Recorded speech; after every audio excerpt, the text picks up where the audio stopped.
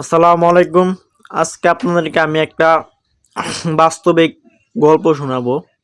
এক বড় ভাইয়ের, বড় ভাই বলতে আমাদের লগেরই ক্লোজ। উনি মানে ওর যে সময় ইনকাম ভালো ছিল, ওই সময় একটা মাইয়ার পিছনে মানে একটু মাইয়ার হালকা একটু নিক বাপের টাকা পয়সা ছিল। আর এক মায়ের মানে বাপ মানে এক জি, আর ভাই ছিল একটা, এই দুইজনেই। তো ওই সময় ব্যাপক টাকা উড়াইতো ওই মাইয়ার পিছনে, অনেক টাকা উড়াইছে, অনেক কিছু করছে ওর বাপ মার জন্য।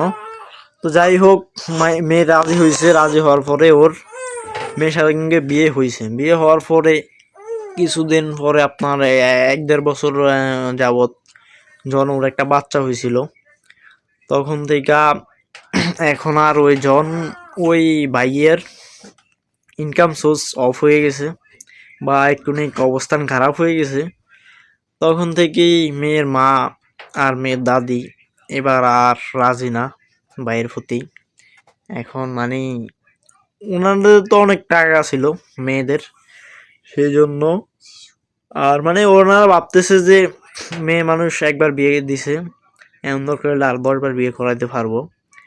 বড় লোকের মেয়ে বুঝেন নাই। এখন ওই ছেলেটা কিন্তু আবার ওকে অনেক মানে বেশি ভালোবাসা ফেলাইছে। যেমন ধরেন যত রকমের ইনকাম করতে হবে বেশি, টাকা পয়সা যা সত্য কামাইতো সব কিছু ওর পিছি উড়াইছে, নষ্ট করছে, খরচ করছে।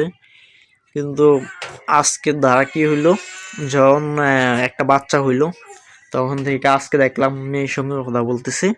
কথা বলার পরে মেয়ে বলতেছে যে মানে ও বলতেছে যে আমি কি আসবো। মেয়ে ছিল তার বাবার বাড়িতে। এখন মেয়ে বলতেছে না, তোমার আসার কোনো প্রয়োজন নাই, দরকার নাই, আমি ডিভোর্স পেপার বা ডিভোর্স লেটার পাঠিয়ে দিব, আসার কোনো প্রয়োজন নেই। এখন এই আর কি অবস্থা এখন। মানে ওই ছেলেটার কি করা উচিত, আপনারা যদি কিছু বলতেন তাহলে ভালো হইতো আর কি।